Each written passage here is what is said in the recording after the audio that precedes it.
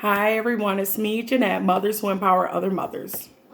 So I'm actually sitting down. I just got off of work and having a little bit of breakfast. Got a little bit of French toast here with a little bit of light syrup. I am thinking to myself right now and yesterday and today. So I've been thinking about losing another 15 pounds. So far when I started out as a vegetarian, I lost a total of 13 pounds. Then a couple of months later, I started losing like 4 pounds here and there. Then it jumped to like 10 pounds. And of course, I was exercising. I was running around Chicago. Hit the shirt. I'm wearing an Illinois shirt. So I was kind of just pretty much running around Chicago. My eating habits definitely changed. I started to drink more water. Doctor recommended that I drink plenty of water because I was constantly getting dehydrated. There has been several times that I had to go to the hospital for dehydration because I wasn't keeping enough fluids in my body. So I would become weak. Sometimes I would pass out. Sometimes I would just feel so sick to my stomach where I think I was like wanted to like throw up. So I had to do a lot of different changes. I also had to get my gallbladder removed because I was constantly getting sick at work. And that started in 2018. So summertime. I decided that I was going to try to stick to more healthy eating habits. At this moment, I do not eat raw bananas. Everything has to be like fully cooked. I do eat plantains since, since we fry it or we boil it or we bake it. I do that. Some of the oils that I use vegetable oil, olive oil, grapeseed oil, avocado oil. What is my other oil that I use? Yeah, I said grapeseed oil. So yeah, those are some of the things that I use, and I try my best not to fry foods. Everything, even as far as my butter, I use a omega-3, and I also use avocado butter, and I also use olive oil butter, and I have noticed tremendous change to my health. I don't get sick as much as being a vegetarian, and I like this idea. My children, they are not vegetarian. They are very picky eaters.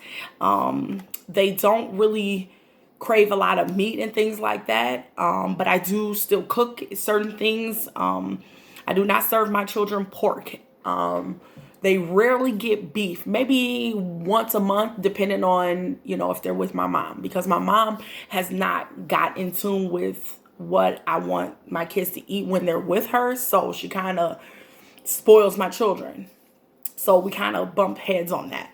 I am no longer buying soda. Now, if I do drink soda, it will be, don't want to sound like I'm contradicting myself, but I do buy ginger ale or 7-Up or Sprite. Something that may, if I have any stomach issues like gas and I just need something to kind of push up the gas, I use that. I do eat boiled eggs, scrambled eggs. Lately I have been using like brown eggs, but it's no big issue, okay? I'm not like all organic or anything like that. I don't drink cow's milk. I prefer to do coconut milk or almond milk. Sometimes I'll buy soy milk for my kids. I buy lactose milk or almond milk. So right now, these things are really helping us. I've noticed a lot of different changes, not just for me, but just for my children. I want them to be more healthier. I want them to also be active and things like that. So, because I know what it's like to have to go to the doctor when you're not feeling good, or you gain a large amount of weight. So I want to balance that and keep that. Right now, I am a total of 195. Before I became a vegetarian, I was almost 220, about 220, 225. And I constantly have a fluctuating weight, so my weight always goes up and down. Maybe within maybe a couple of pounds, maybe between 2 to 5 pounds. I'm just guessing, just from when I go to the doctor, because I tend to go to the physician often, mostly every 3 months, but usually it's every 6 months. I kind of go in and I do a checkup to just see where I'm at.